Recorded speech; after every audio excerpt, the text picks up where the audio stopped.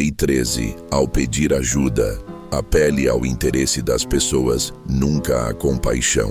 As pessoas raramente agem por bondade. Elas agem por vantagem, prestígio ou medo de perder algo.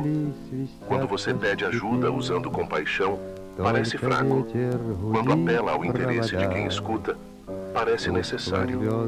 Mostre ao outro o que ele tem a ganhar ao ficar do seu lado. Ofereça participação, poder, influência ou reconhecimento. A generosidade real é rara, mas a conveniência é irresistível. Quem se move pelo ego não admite que o faz, mas não resiste à promessa de ganho. Por isso, jamais suplique por caridade. Projete seu pedido como oportunidade. Faça parecer que negar sua proposta é abrir mão de algo maior. O mundo respeita quem negocia vantagens e despreza quem só implora por piedade.